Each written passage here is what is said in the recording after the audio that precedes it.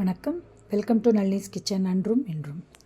இந்த வீடியோவில் நான் வந்து டீ போடும்போது என்னென்ன ஸ்பைசஸ்லாம் யூஸ் பண்ணுறேன் அப்படிங்கிறத நான் காமிக்கிறேன்.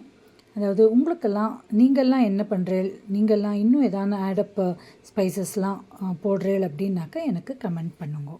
ஸோ இது நான் என்னென்ன யூஸ் பண்ணுறேங்கிறத நான் இந்த வீடியோவில் காமிக்கிறேன்.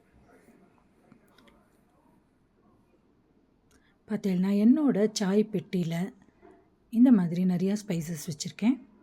அதாவது ஏலக்காய், கிராம்பு, சின்னமன் அதாவது பட்டை, அப்புறம் மிளகு, அப்புறம் ரோஸ்மெரி வாசனை ரொம்ப நல்லாயிருக்கும். ரோஸ்மெரி, பெருஞ்சீரகம், ரோஸ் பெட்டல்ஸ், அப்புறம் சுக்கு பொடி, அப்புறம் ட்ரை துளசி. இப்போ பார்த்தீங்கன்னா இது எல்லாமே ஒரே டைமில் போடணுங்கிறது இல்லை. நம்ம இதிலேருந்து நிறையா ஸ்பைசஸை எடுத்து நல்லா தட்டி அந்த மாதிரி போடலாம். இல்லைன்னா இந்த ஸ்பைசஸ் எல்லாமே ஸ்லைட்டாக வறுத்து பொடி பண்ணியும் நம்ம ரெடி பண்ணி வச்சுக்கலாம்.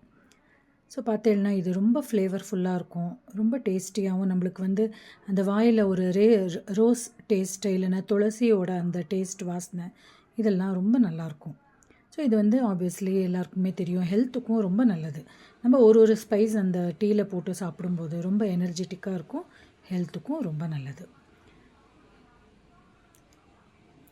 பார்த்தீங்கன்னா இந்த மாதிரி நல்லா க்ரஷ் பண்ணிவிட்டோ, அதாவது கோர்ஸாக ரொம்ப பொடி பண்ணணுங்கிறது இல்லை, இந்த மாதிரி க்ரஷ் பண்ணி நம்ம போட்டோன்னா ரொம்ப நல்லாயிருக்கும்.